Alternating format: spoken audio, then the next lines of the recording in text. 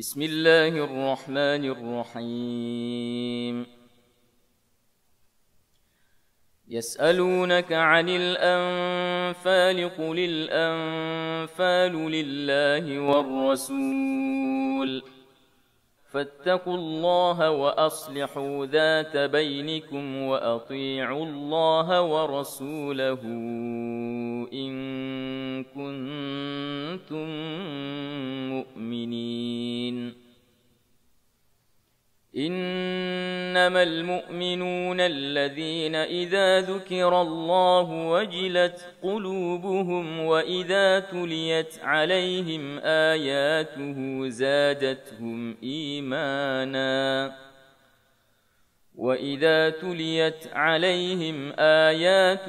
زادتهم إيمانا وعلى ربهم يتوكلون الذين يقيمون الصلاة ومما رزقناهم ينفقون أولئك هم المؤمنون حقا لهم درجات عند ربهم ومغفرة ورزق كريم كما أخرجك ربك من بيتك بالحق وإن فريقا من المؤمنين لكارهون يجادلونك في الحق بعدما تبين كأنما يساقون إلى الموت وهم ينظرون وإذ يعدكم الله إحدى الطائفتين أنها لكم وتودون أن غير ذات الشوكة تكون لكم ويريد الله أن يحق الحق بكلماته ويقطع دابر الكافرين ليحق الحق ويبطل الباطل ولو كره المجرمون إذ تستغيثون ربكم فاستجاب لكم أني ممدكم ب1000 من الملائكة مردفين وما جعله الله إلا بشرى ولتطمئن به قلوبكم وما النصر إلا من عند الله إن الله عزيز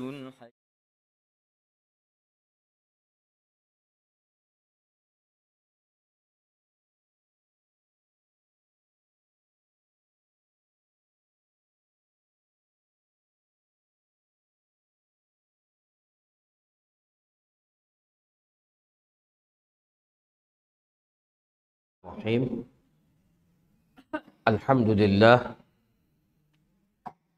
Alhamdulillah Rabbil Alamin wa bihi nasta'inu ala umuri dunya waddin wassalatu wassalam ala man la nabiyya ba'dah wa ala alihi wa sahbihi wa tabi'in wa man tabi'ahum bi ihsan ila yaumiddin amma ba'du.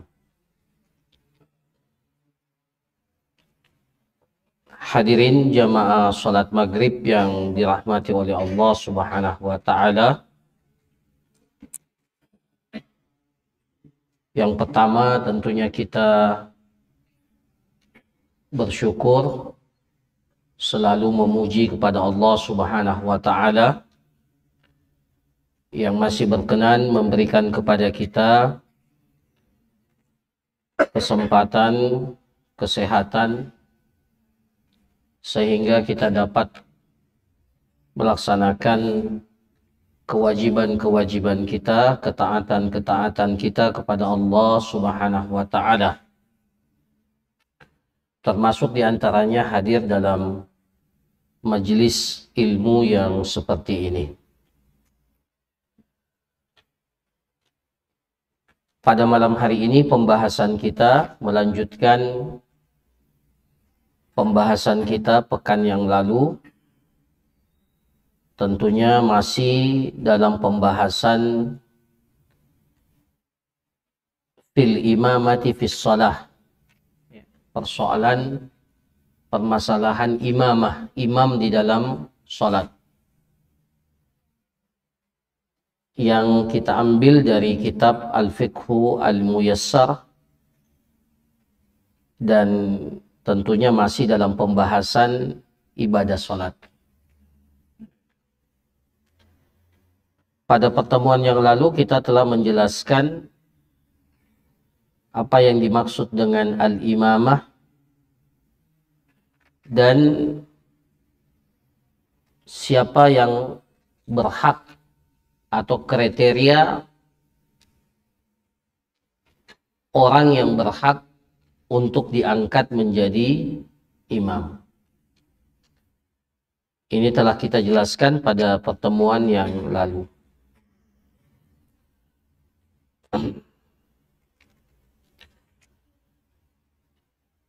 Maka pada pertemuan malam hari ini kita akan melanjutkan dengan pembahasan yang berikutnya dalam kitab ini, Al-Mas'alatu Tsaniyah, pembahasan yang kedua atau permasalahan yang kedua adalah man tahrumu imamatuhu, siapa yang tidak boleh menjadi imam. Siapa yang tidak boleh menjadi imam, bahkan imamahnya itu haram, tidak boleh. Haram dalam artian kalau dia menjadi imam, maka perbuatannya itu adalah perbuatan yang haram, melanggar.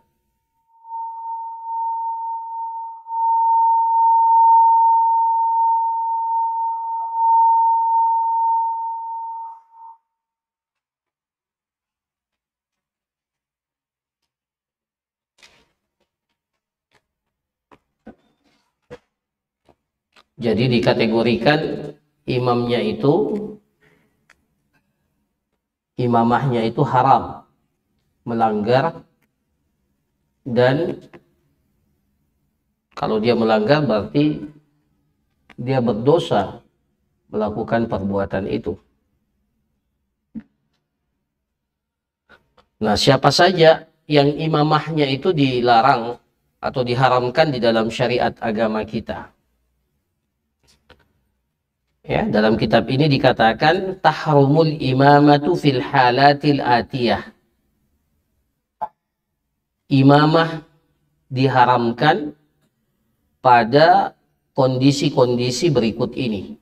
Di sini disebutkan 5. Yang pertama adalah imamatul mar'ati birrajul. Seorang wanita mengimami laki-laki. Ya. Jadi tidak boleh seorang wanita itu menjadi imam dan makmumnya itu adalah laki-laki. Ya. Apa dalilnya? Sabda Rasulullah sallallahu alaihi wasallam, li umumi qawlihi sallallahu alaihi wasallam, berdasarkan keumuman sabda Rasulullah sallallahu alaihi wasallam, lan yufliha qaumun wallau amrahum imra'ah. Tidak akan beruntung satu kaum ketika mereka menyerahkan urusan kepemimpinan mereka itu kepada seorang wanita. Lan yufliha qaumun wallau imra'ahum wallau amrahum imra'ah. Tidak beruntung, ya. Bahkan dalam hadis ini Rasulullah sallallahu alaihi wasallam mengatakan lan yufliha. Lan itu dalam bahasa Arab artinya tidak sekali-kali. Ya. Penegasan yang sangat tegas dari Rasulullah sallallahu alaihi wasallam, lan yufliha qaumun, tidak akan beruntung, tidak sekali-kali beruntung. Ya. Siapa? Satu kaum. Wallau amrahum imra'atan, ketika mereka menyerahkan urusan kepemimpinan mereka, wilayah kekuasaan mereka itu kepada seorang wanita.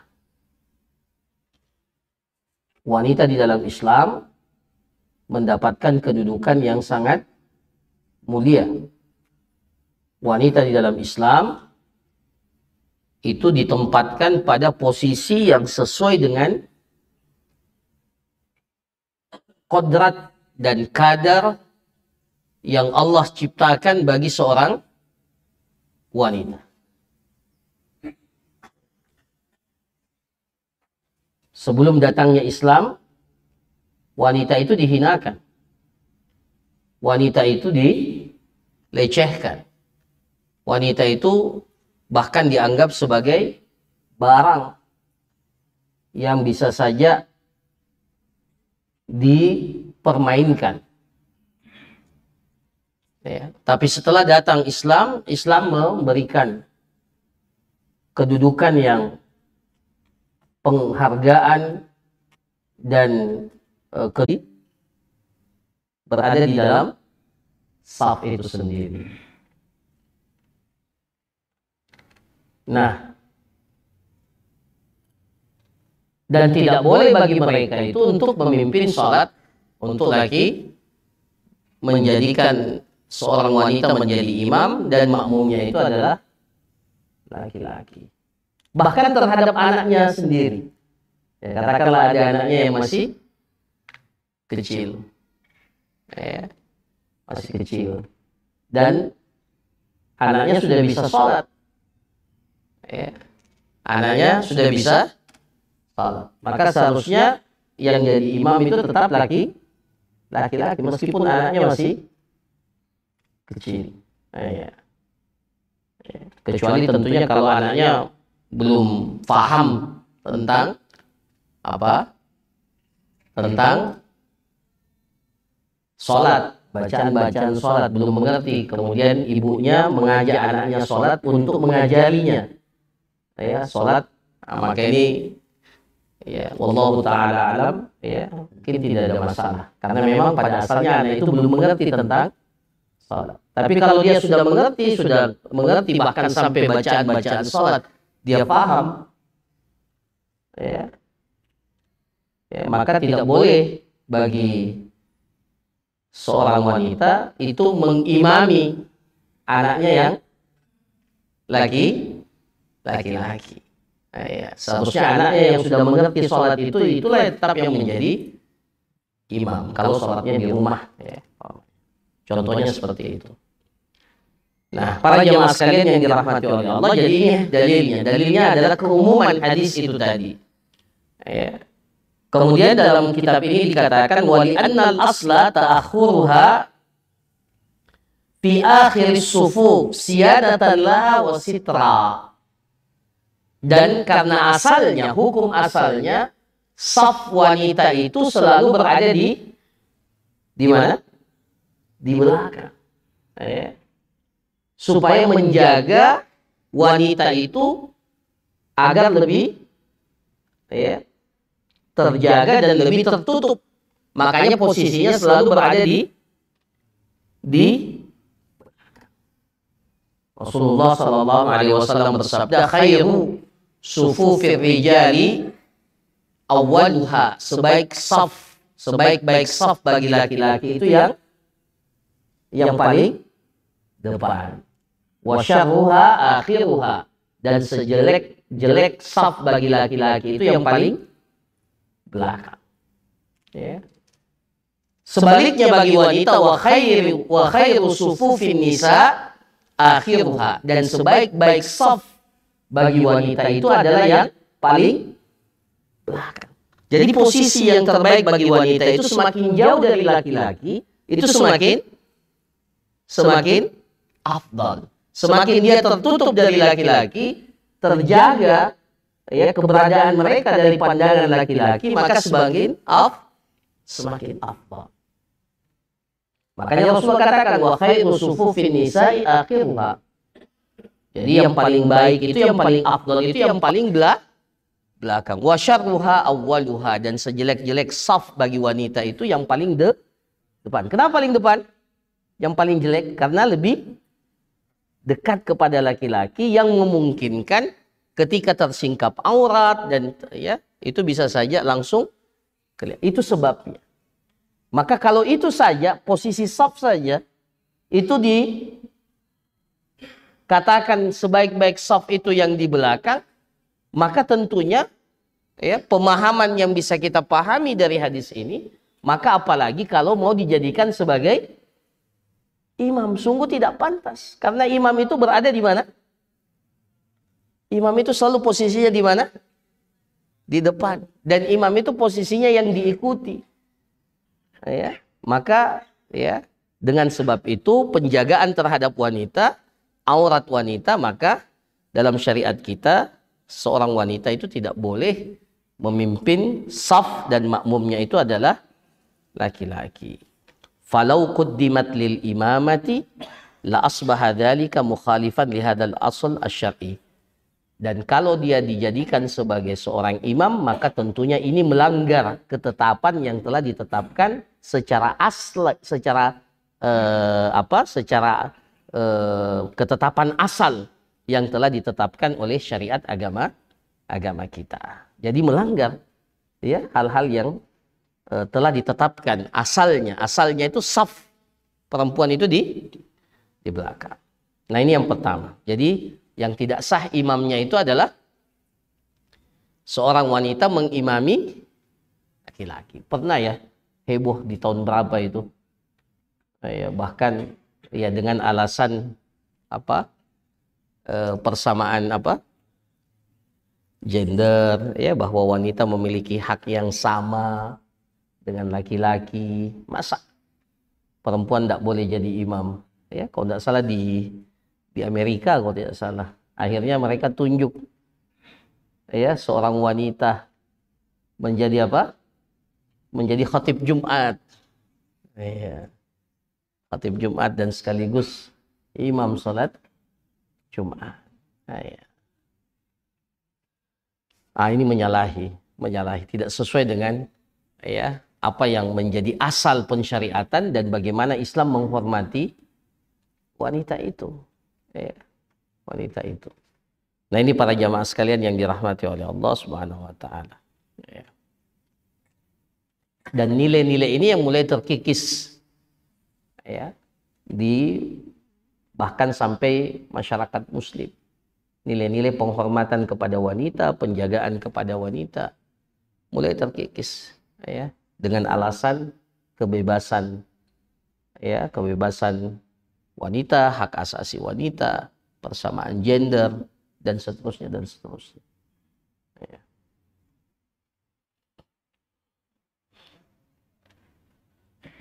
Ya. Yang kedua, ya, orang yang tidak boleh menjadi imam atau imamahnya itu diharamkan, tidak sah. Imamatul muhdis wa man alaihi najasa wa huwa ya'lamu dzalik. Seorang yang memiliki hadas. Ya. Imam yang memiliki yang sedang berada dalam kondisi hadas, imamatul muhdis. Ya.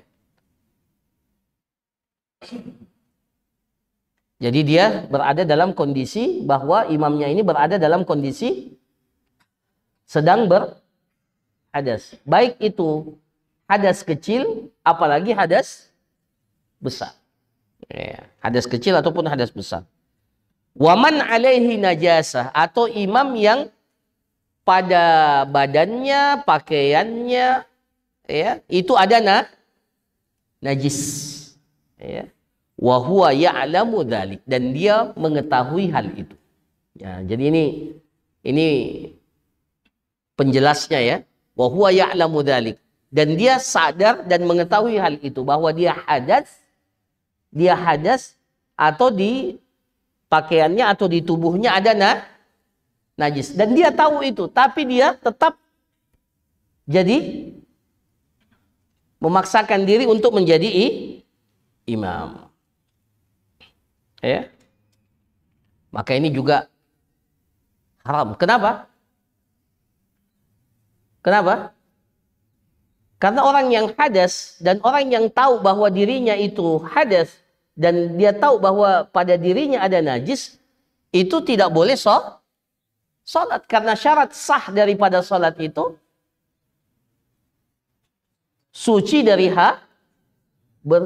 hadas dan bersih dari Jadi persyaratan utama sahnya sholat seseorang itu secara khusus adalah terkait dengan kebersihannya, bahwa dia terbebaskan dari hadas. Nah, dia sementara dalam keadaan hadas.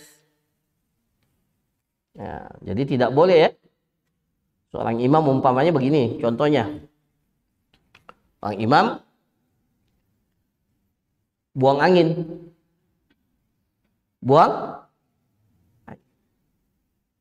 Kemudian dia bilang, daripada jamaah bubar, saya lanjutkan sholat. Boleh tak itu? Tidak boleh. Ya, imamah Anda ini, posisi Anda sebagai jadi imam, itu otomatis menjadi batal. Karena sholat Anda sendiri sudah batal. Ya. Ya. Bagaimana bisa memimpin sholat sementara imamnya sendiri sholatnya sudah tidak sah. Ya. Wa huwa ya'lamu dzalik. Dan dia tahu bahwa dirinya itu hadas. Dan dia tahu bahwa dirinya itu dalam dirinya atau pada pakaiannya, pada badannya itu ada najis. Ada najis. Nah, para jamaah sekalian, tapi kalau tidak dia tidak tahu itu. Fa illam ya'lam bidzalikal ma'mumun hatta qadatis shalah fa salatuhum sahihah. Tapi kalau makmum mengikuti imam model begini, makmum tidak tahu. Dan dia makmum menganggap imamnya ini apa? Tidak hadas dan tidak ada najisnya. Maka ketika makmum tidak tahu, maka sholat mereka tetap terhitung sah. Sah. Jelas ya? Jadi kalau umpamanya imam kita, katakanlah kita dapat imam yang tidak mengerti hukum. Dia sebenarnya batal sholatnya, tapi dia apa?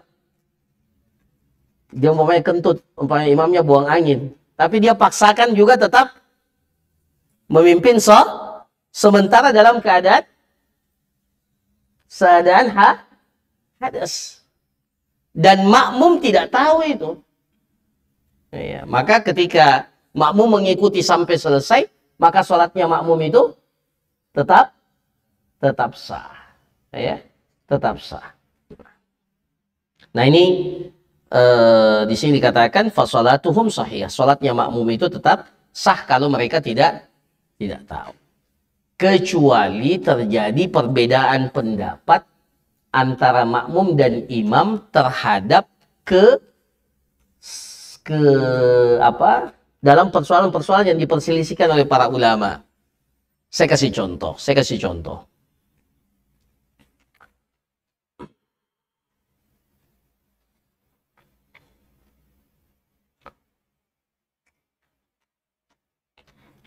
Pak Imam mengatakan, atau pendapat Pak Imam, bahwa menyentuh wanita itu tidak membatalkan wudu. Ya? Tidak membatalkan wudu. Sementara makmum mengatakan apa? Nah, tadi makmum lihat ini Pak Imam sentuh wanita. Tapi Pak Imam bilang apa? Pendapatnya Pak Imam bahwa menyentuh wanita itu tidak membatalkan wudu. Sementara makmum berpandangan bahwa kalau menyentuh wanita batal wudu. Nah, imam ketika dia memimpin imam, dia tidak berwudu, langsung dia memimpin sholat.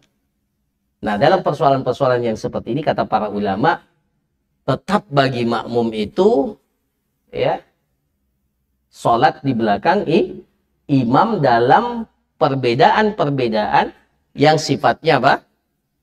Perbedaan-perbedaan yang diperselisihkan oleh para ulama.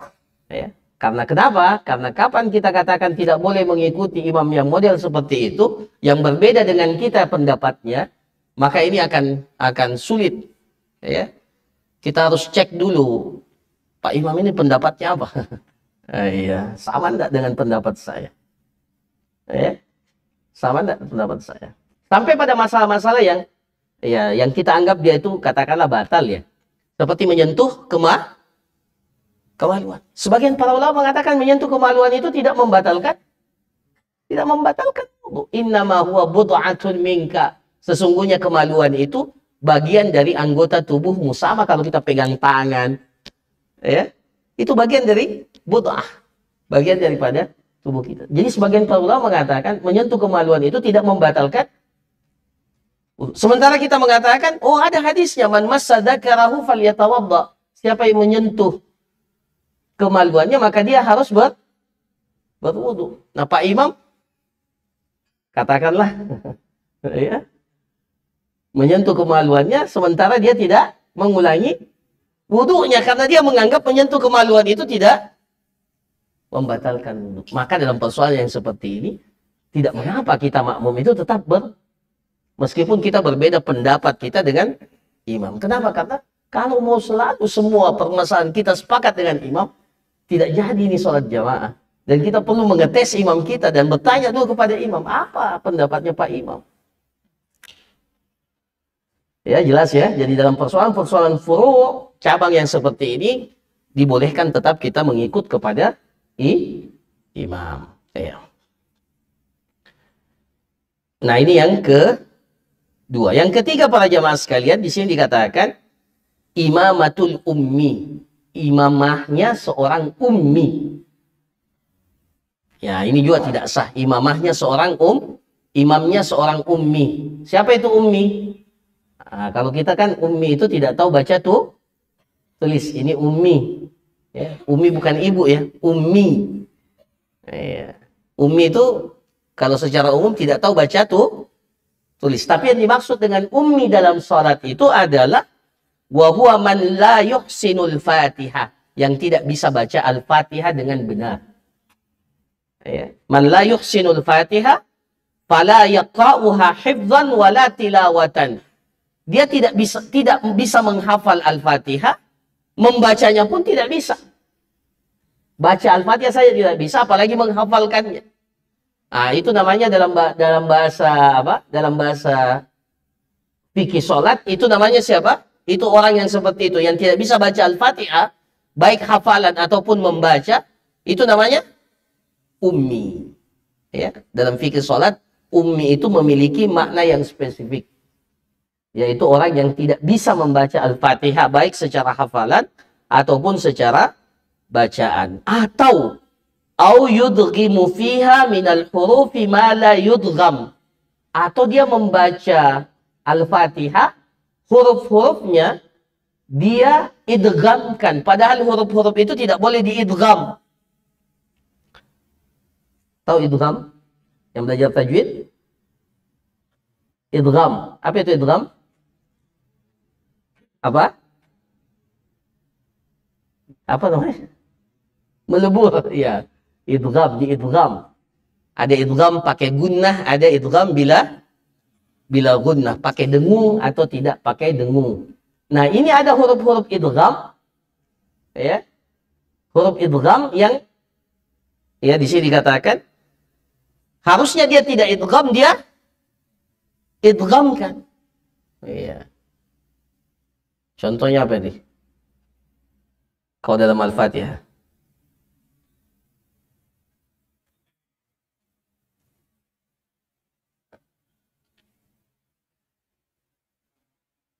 Contohnya? Hah? An'amta mana idghamnya?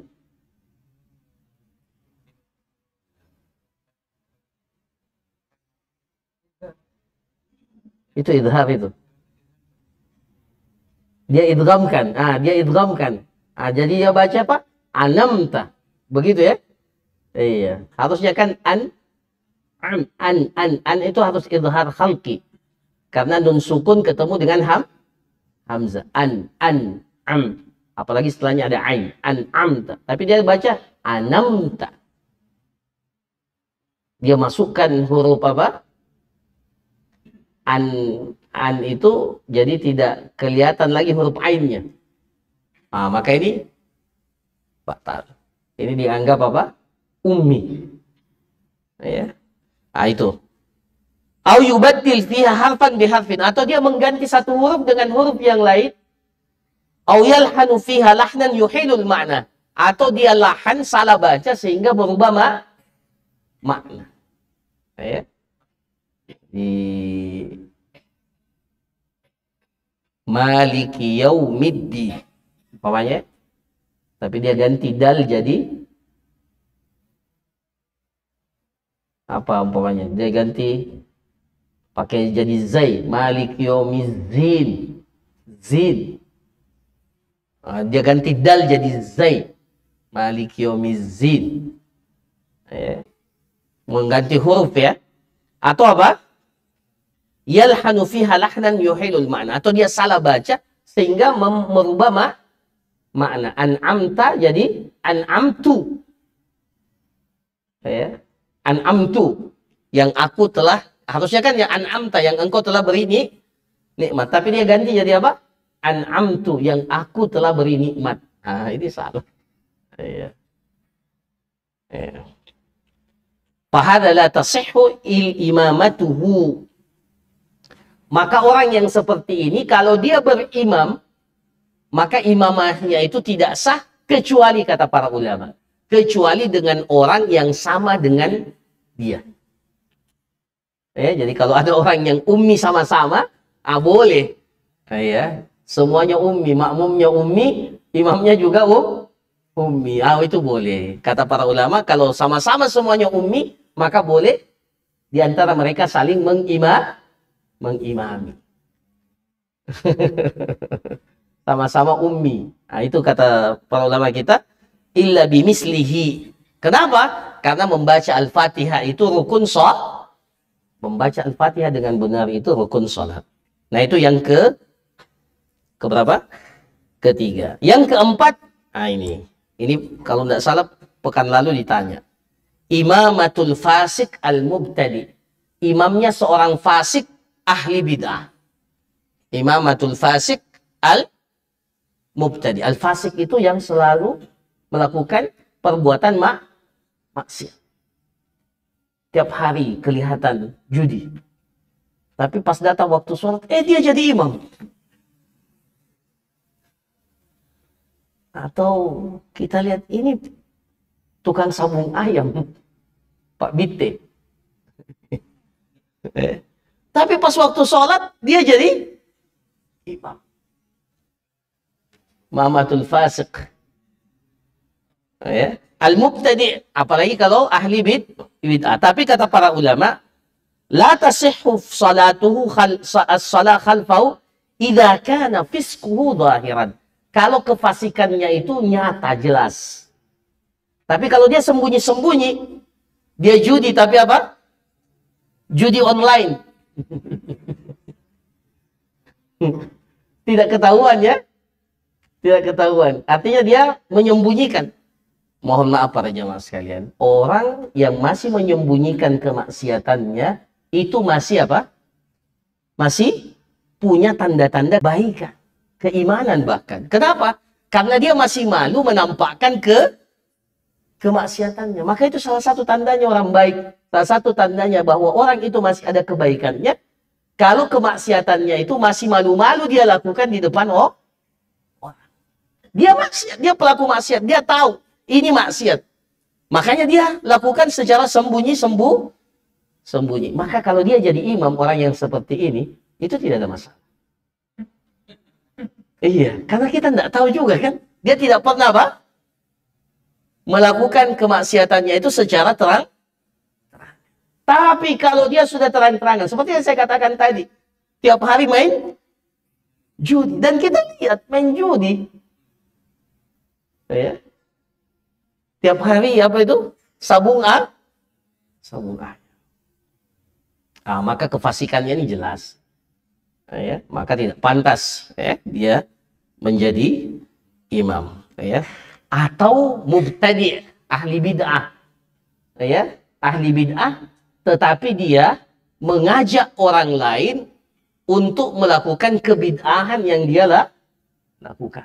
Ya, jadi kalau bid'ahnya ya dia lakukan bid'ah, tapi bid'ahnya dia tidak sampai kepada tingkatan mengajak orang lain ya untuk melakukan kebid'ahannya, maka dan bid'ahnya itu bukan bid'ah belum sampai bid'ahnya itu sudah sampai pada bid'ah mukaffirah yang dikategorikan oleh para ulama sebagai bid'ah yang menjadikan seseorang itu keluar dari Islam. Contohnya apa? Dan dia mengajak orang lain untuk memahami dan berpendapat seperti itu. Itu tidak boleh. Contohnya umpamanya, pemahaman yang sampai mengatakan bahwa Al-Quran itu apa? Makhluk. Ya. Atau apa ya? Atau ada nabi setelah Nabi Muhammad. Atau dia meyakini bahwa ada orang yang bisa mendapatkan syariat setelah kematian Nabi Muhammad SAW. Maka ini kalau sudah sampai kepada itu, bisa saja bid'ahnya itu masuk dalam kategori bid'ah yang kafir. Dan dia ajak orang. Seperti dulu ada yang mengaku bahwa dia itu malaikat. Ada yang mengaku Isa. Ini banyak. Ada yang bahkan pernah di mana itu pernah mengajak orang untuk melaksanakan sholat dengan bahasa Indonesia. Ini bid'ah. Dan dia ajak orang lain untuk melakukan sholat model seperti itu, makanya tidak boleh. Dan imamahnya itu tidak sah.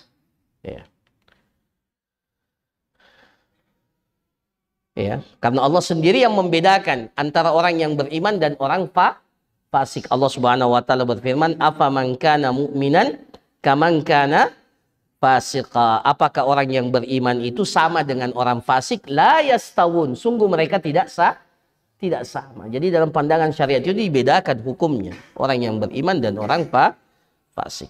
Nah, yang kelima, yang terakhir, orang yang tidak sah atau yang tidak boleh jadi imam, al-ajiz anir ruku was sujud wal qiyam wal qu'ud. Orang yang tidak mampu ruku, tidak mampu sujud, tidak mampu berdiri, begitu pula tidak mampu duduk. Jadi dia cuma bisa sholat bagaimana itu? Salat sambil berbaring. Tidak bisa ruku, tidak bisa sujud, tidak bisa berdiri dan tidak bisa duduk. Jadi dia salatnya bagaimana? Berbaring. Nah, orang yang seperti ini itu tidak boleh sholat, tidak boleh jadi imam kecuali dengan orang yang sama dengannya.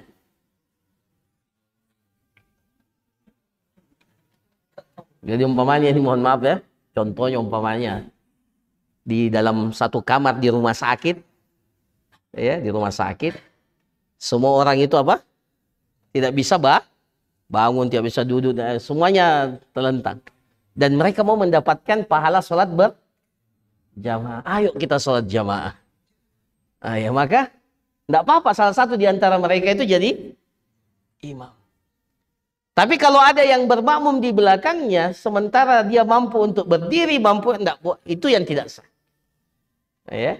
Kecuali dengan orang yang semisal dengannya. Kenapa? Karena ruku, sujud, berdiri, itu semua masuk dalam kategori rukun salat. Tapi kalau dia cuma tidak bisa berdiri dan dia bisa sholat duduk, boleh nggak jadi imam? Boleh dia jadi imam? Boleh. Boleh jadi imam. Tapi syaratnya apa? Syaratnya apa? Betul. Jadi makmum pada saat itu juga semuanya ikut duduk. Iya. Dalam hadis, idza shalla qa'idan fasallu qu'udan ajma'in. Kalau imam kalian sholat dalam posisi duduk, maka kalian makmum juga harus sholat dalam posisi duduk. Tidak boleh menyelisihi imam. Apa yang dilakukan imam kita lakukan. Meskipun makmumnya mampu Rasulullah pernah sholat sakit ya, Rasulullah sakit. Akhirnya Rasulullah sholat duduk. Maka sahabat berdiri belakangnya. Rasulullah isyaratkan, duduk kalian semua. Jadi itu para jamaah. Kecuali kata para ulama, kecuali kalau dia mulai sholat dalam keadaan berdiri. Imamnya mampu sholat berdiri sejenak. Setelah itu dia duduk. Maka tidak mengapa makmum tetap berdiri. Tapi kalau dimulai di awal sholat itu mulai dengan duduk, maka makmum di belakang itu tetap harus duduk. Ya itu tadi hadisnya. Idza shalla qa'idan fasallu qu'udan ajma'in. Kalau imam sholat duduk, maka kalian juga harus sholat dalam posisi duduk.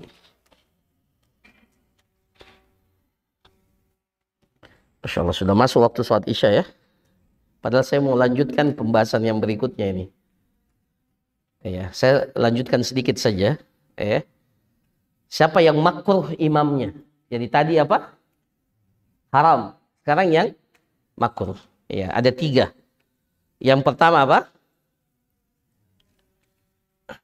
Al-lahan. Orang yang salah-salah baca. Lahan. Ya. Wa huwa katsirul lahan wal khata' fil qiraah.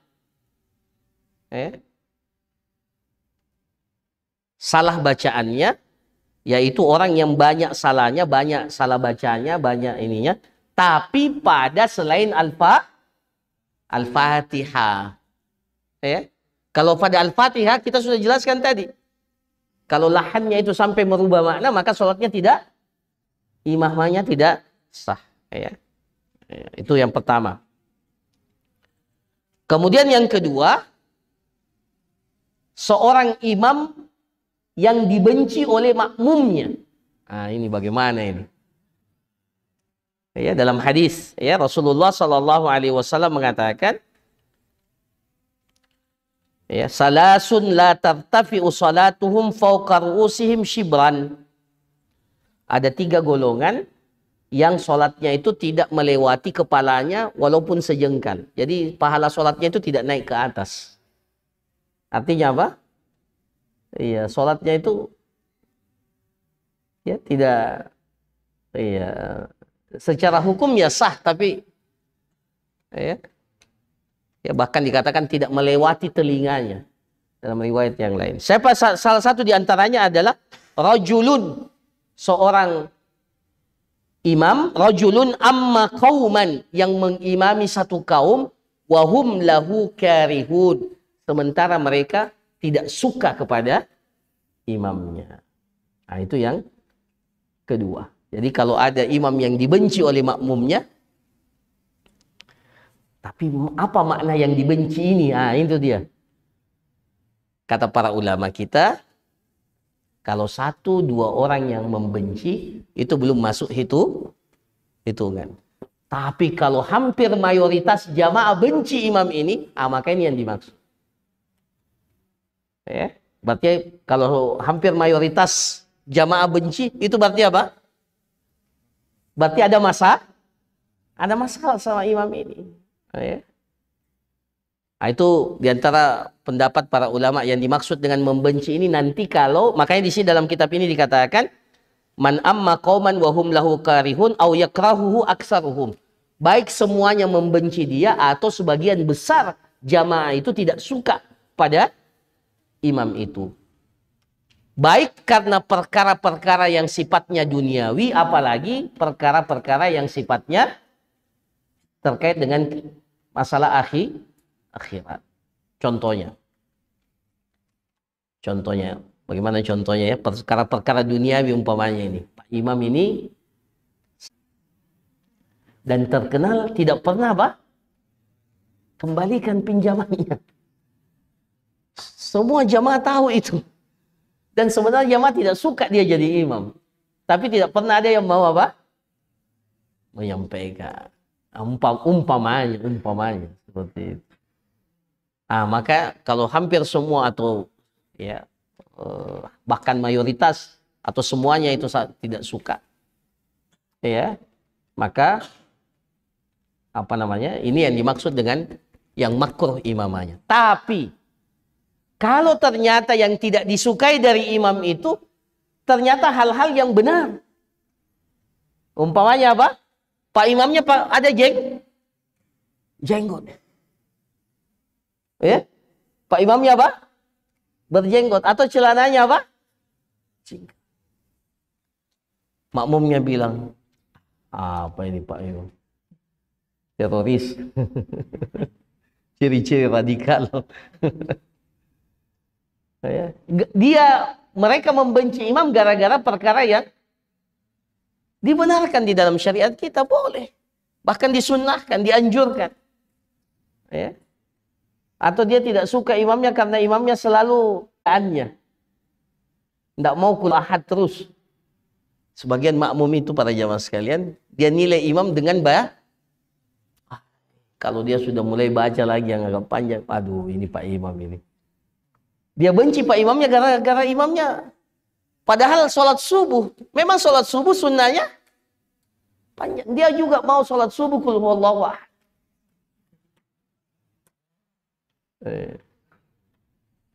Padahal Pak Imam ingin menegakkan atau mengajarkan, oh ini sunnahnya. Nah jadi kalau perkara-perkara itu terkait dengan hal-hal yang benar disyariatkan dalam agama kita, maka kebenciannya makmum itu tidak terhitung. Maka tidak terhitung. Yang dimaksud di sini adalah hal-hal yang seperti yang kita jelaskan tadi. Kemudian yang terakhir, yang makruh imamnya adalah man yukhfi ba'dal huruf wala yafsah. Ya. Orang yang ketika membaca huruf itu tidak jelas. Tetap dia baca hurufnya tapi apa? Tidak jelas, tidak fasih, tidak fasih. Iya. Ya. Seperti di sini wa kadza man yukarriru ba'dal huruf kal fa'fa'ah. Seperti orang yang kalau sebut fa sebut fa itu selalu double fa-nya, fa gitu ya. Atau ta ya, an'amta jadi an'amtata. Tata ya. Kelihatan kayak double gitu. Ya. Ini padahal ya seperti orang apa kalau kita namanya itu? Ya gagap, betul, orang kayak gagap. Sebenarnya dia sudah benar menurut dia ya. Tapi kita yang dengar ini salah ini. Ini maka orang yang seperti ini sebenarnya makruh. Ya, orang yang gagap itu ya itu sebenarnya makruh hukumnya untuk dijadikan sebagai imam ya, karena pada hakikatnya kalau dia menambah huruf itu ya itu tidak dibenarkan di dalam salat kita.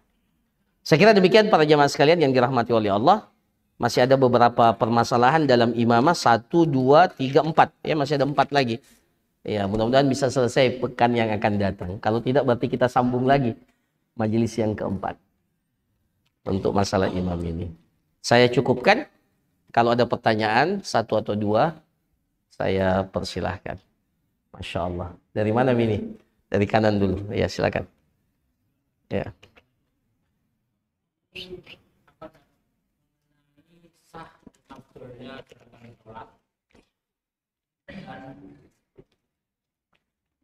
Bagaimana cara mengukurnya,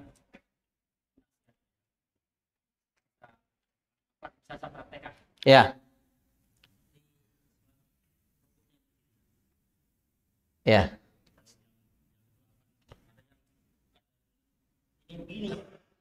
Mau dibawa?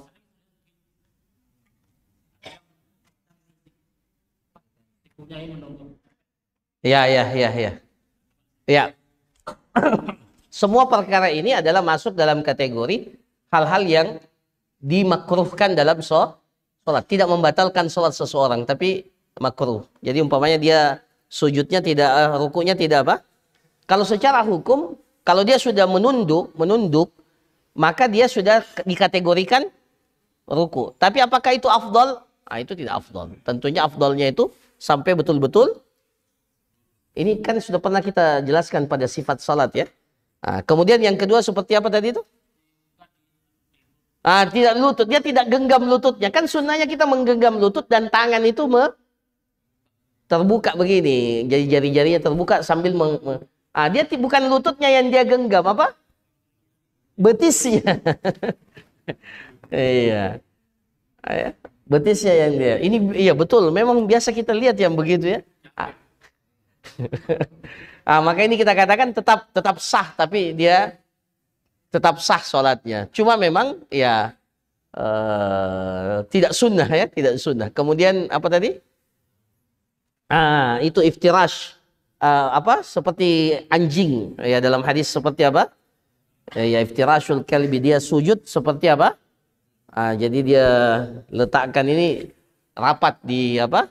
Rapat di tempat sujud. Nah, ini semuanya adalah hal-hal yang makruh di dalam sholat tapi tidak membatalkan. Nasihatnya ya dinasihati baik-baik, ya sampaikan baik-baik. Kalau tidak kasih buku, umpamanya ya, tata cara sholat sesuai dengan, tolong dibaca atau apa, ini hadiah. Iya.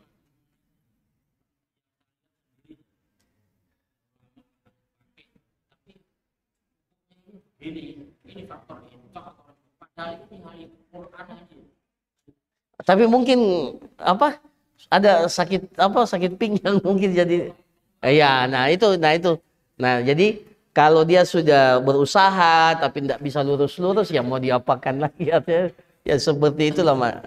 Cuma sebaiknya kalau Pak Kiainya sudah begitu, sebaiknya jangan beliaulah yang jadi imam ya, harusnya kan ada yang lebih sempurna tata cara salatnya. Ya, tadi siapa yang kedua? Siapa yang angkat tangan? Iya, silakan. Waalaikumsalam warahmatullahi wabarakatuh.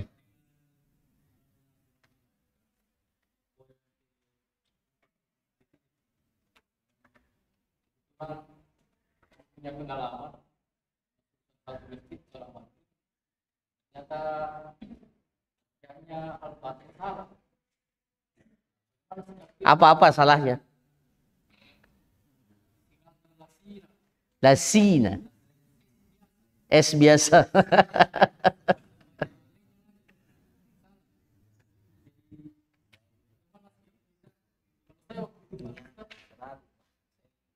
Pertama, dua kali saya dapat begitu. Iya. Iya. Karena saya di depan, Iya. saya tetap ikut. Setelah sholat, saya pulang. Iya.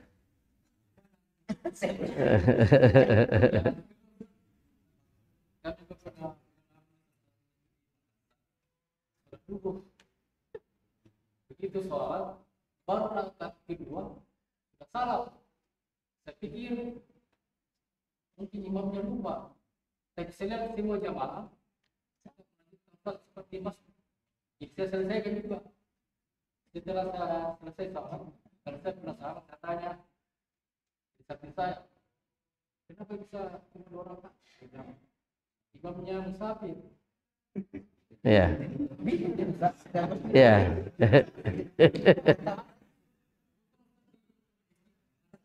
Iya. Iya. Oke. Ya.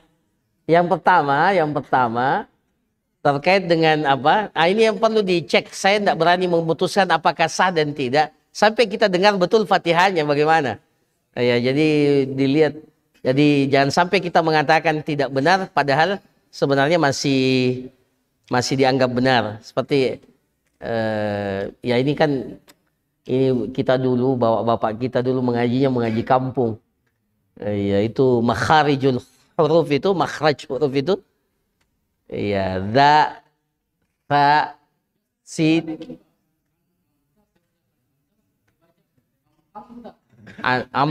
anta, ya itu. Nah, itu yang fatal itu. Okot ya. Nah, jadi kalau memang fatal, maka apa yang Bapak lakukan sebenarnya sudah apa? Sudah tepat, karena kita anggap sholat berjamaah. Atau bisa jadi, bisa juga sebenarnya jangan keluar dari saf, tapi kita niat berpisah dari imam itu. Ya, niat berpisah. Apalagi kalau tadi di saf yang apa? Pertama, ya niat. Tapi kita tetap niatkan sholat sendiri, jadi tidak. Makanya para jamaah sekalian, ya inilah pentingnya fikih imamah dalam sholat itu disebarkan di setiap kaum muslimin supaya paham betul. Yang jadi imam itu harus betul-betul yang memenuhi kriteria jadi imam. Kemudian yang kedua, tidak ada masalah imamnya itu musafir, tidak ada masalah. Maka kalau dia musafir 2 rakaat, ya kita sempurnakan. Cuma sunnahnya sebenarnya, kalau ada yang musafir, janganlah musafir jadi imam. Harusnya yang orang mukim. Kecuali kalau makmumnya paham semua bahwa oh yang musafir ini, atau yang imamnya katakan saya sholat 2 rakaat ya setelah pernah imam Masjid Haram, seingat saya tahun berapa itu datang ke Al-Markas Syekh Syuraim. Tahun berapa Syekh Syuraim datang ke Makassar, imam di Masjid Al-Markas sholat Isya, saya masih ingat. Sholat Isya, pengurus markas itu apa? Mempersilahkan beliau jadi imam, tapi Syekh Syuraim mengatakan, saya ini musafir, tapi mereka memaksa beliau untuk jadi, akhirnya jadi imam lah. Maka Syekh Syuraim bilang, saya musafir, maka saya sholat 2 rakaat. Silahkan kalian setelah itu apa? Sempurnakan. Jadi jangan kita ikut sholatnya imam, karena tidak boleh, kita ini orang mukim, bukan musafir. Maka kita setelah dia salam, maka kita lanjutkan 2 rakaat. Yang lucu pada saat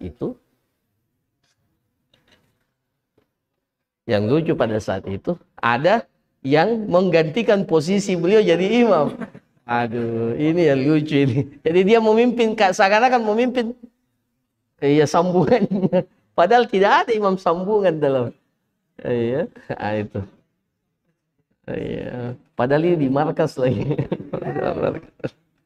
Wallahu a'lam. Nah, itu kisah cerita tentang imam dalam sholat ini banyak sekali. Iya, kisah-kisah tentang imam dalam sholat. Nah, pentingnya kita belajar fikih dan tentang imamah dalam sholat. Saya kira demikian para jamaah sekalian yang dirahmati oleh Allah. Kita insya Allah, masih ada 1 ya? Waduh. Ya insya Allah nanti dilanjutkan pekan depan. Subhanakallahumma rabbana wa bihamdik nasyhadu an la ilaha illa anta nastaghfiruka wa atubu ilaik. Wa sallallahu ala nabiyina Muhammad wa ala alihi washabihi ajmain. Assalamualaikum warahmatullahi wabarakatuh. Assalamualaikum warahmatullahi wabarakatuh. Hai sahabat inspirasi, kami sedang berada di daerah Kota Makassar. Hari ini tepat berada di lokasi pembangunan rumah tahfiz yang rencananya akan dibangun 3 lantai dan akan menampung beberapa santri yang akan belajar di sini. Besar bangunan ini panjang sekitar 36 meter dan luas bangunan ini sekitar 12 meter.